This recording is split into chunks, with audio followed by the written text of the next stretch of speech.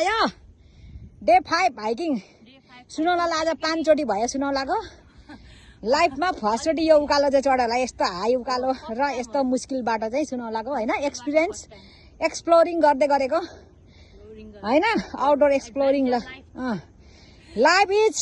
hikers life is great life भन न हो कि होइन हाम्रो लाइफ ग्रेट छ कि छैन उताबाट चिनानी साथीहरू पनि आउँदैछ क्यास्टल पिक लास्ट इयर गएको हामी यहाँ भ्यूज राम्रो आयो यता पनि देखाउ न यताबाट जान्छ क्यास्टल पिक चाहिँ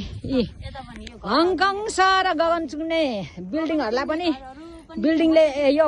टापुहरूले छोड्यो टापु माथि माथि साथीहरू ल उकालो उकालो उकालो चढे लु सुनौला चढ्यो